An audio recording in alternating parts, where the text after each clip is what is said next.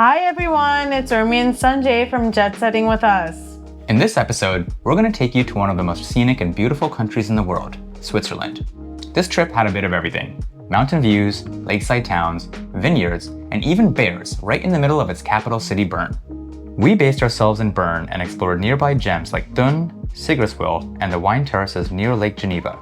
And while the weather didn't cooperate for our plans to visit ocean and lake, we made the most of it with a beautiful alternate hike through Switzerland's underrated wine region.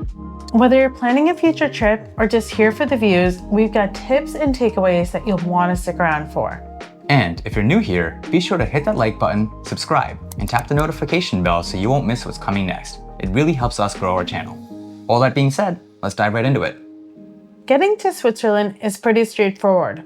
Most international travelers fly into Zurich or Geneva.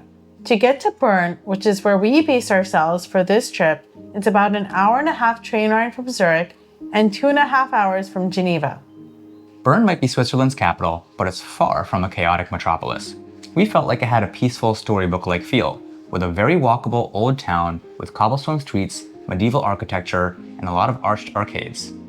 During our trip, we stayed right by the Bern train station, which made all of our excursions super easy to manage and gave us a little bit of flexibility, especially given Switzerland's famously punctual public transport system. If you're planning to explore this country by train, staying in a city like Bern, which is centrally located, gives you a lot of flexibility while allowing you to avoid crowds of other cities such as Lucerne or Zurich.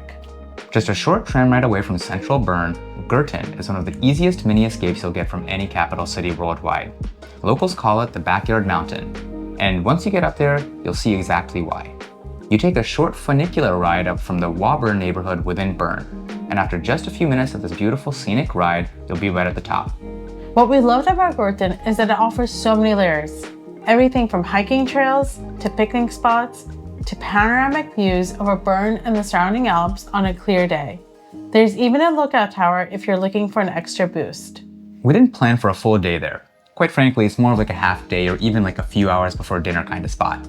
But it gives you an awesome chance for some fresh air, wide open space, and a sense of just how green and peaceful Bern can be right on its doorstep.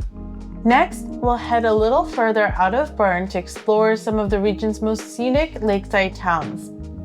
One of our best day trips was to Sigriswil and Thun, a perfect blend of nature and a little bit of lakeside town charm.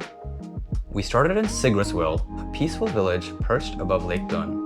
What drew us here was the Sigriswil Panoramic Bridge, a suspension bridge that stretches 340 meters across a gorge, offering sweeping views of Lake Thun and the Bernese Alps. It's an easy walk and an underrated photo spot if you're not afraid of heights. From there, we made our way downhill toward a town called Thun. Thun has that perfect, classic, small-town Swiss vibe. Think cobblestone streets, a river that cuts through town, and a castle perched above the lake. This is a great place to stop for lunch, wander the streets aimlessly, or just soak in that lakeside town atmosphere. This day was light on logistics, but rich on visuals. If you're traveling by public transport, it is super easy to get to Thun and Sigriswil from Bern, and it makes for a super low-stress itinerary for anyone wanting a mix of natural and cultural highlights as part of their day. Next, we'll go to the southwest of Switzerland, to an area known more for wine than mountains, but still with incredible views. We had originally planned to go to Ocean and Lake, one of Switzerland's most iconic alpine destinations. The turquoise waters, surrounded by dramatic cliffs, is a favorite for hikers and photographers alike. Unfortunately for us, the weather had different plans in mind for us. Forecasts were calling for heavy rainfall in that area of Switzerland. So instead of trying to battle the elements that day, we decided to pivot our trip south, and we're so glad we did. We landed up spending the day hiking through the Lavaux wine terraces, a UNESCO World Heritage Site that was not only beautiful, but had a lot of rich history to it. The Lavaux wine terraces date back 1,000 years and offer sweeping views of the lake and the mountains beyond. But what makes Lavaux so special isn't just the views, it's the experience. You can walk the trails, stop for wine tastings in the charming villages like Épaisse or Colly, and take a scenic train back to where you started. It's low stress, high reward, and not overrun by tourists. The perfect trifecta for Urmi and me. A Swiss friend recommended this to us, and honestly, we're so glad we had the opportunity to do this. It's peaceful, photogenic, culturally rich, and if you want a glass of wine at the end of the day, Lavaux might be the perfect hidden gem that you didn't know you need. Next, as you plan your trip, we'd like to share some tips so that you can make the most of your visit. First, Swiss trains are amazing, but don't forget to carry a valid photo ID.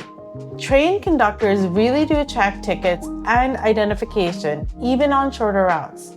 We were a little surprised by how strict they were, especially since we're used to more relaxed systems elsewhere in Europe. I didn't bring my ID and almost had a big problem. Just keep your passport or driver's license on you, or a photocopy of them, and you'll be fine. Second, the Swiss Travel Pass is a great option if you're planning to hop between cities for the duration of your trip. But do the math. If you're sticking to just one region or planning to take a few rest days, point-to-point tickets might be more cost-effective.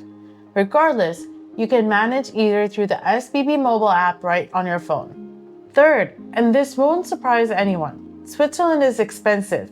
Meals, accommodations, and transportation all come with a premium price tag. We were prepared, but it still gave us pause a few times. Consider booking hotels with breakfast included, grabbing groceries for lunch, and planning splurge meals selectively. One thing we also appreciated was that credit cards are widely accepted even in rural areas. But that being said, keep a little cash on hand just in case you need to use a public restroom or you go to a small cafe. We'll wrap up with some final thoughts. Switzerland is surprisingly low-key. It doesn't beg or scream for attention like many other European destinations. It quietly rewards the traveler who slows down and explores with intention. There aren't a lot of big flashy attractions, but there is a lot of incredible scenery. On paper, it really sounds like the perfect place for Ormi and me. And yet, at least for myself, it didn't really click. I'll admit, I'm not the biggest fan of Europe, and Switzerland is no exception. The views were great, the food was fine, but I could take it or leave it. I, on the other hand, would happily return for another round of alpine hikes and coffee with mountain views. But that's what travel is all about.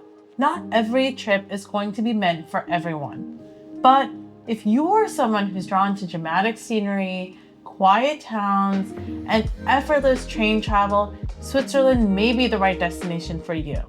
Keep in mind, we really only scratched the surface as to what Switzerland has to offer, and there's plenty more to explore if you have the time, such as going up to the mountains, Jungfrau or Matterhorn, visiting other alpine towns such as Gruyere, or just visiting natural wonders like the Aare River Gorge. There's a world of beauty out there in Switzerland to see. Thanks for watching. If you enjoyed this video, or if you've been to Switzerland and had a completely different experience, hit the like button and drop a comment below. We'd love to hear your take. Also, be sure to subscribe so you can catch our future vlogs as we travel around the world. We look forward to catching you on the next one. Bye for now.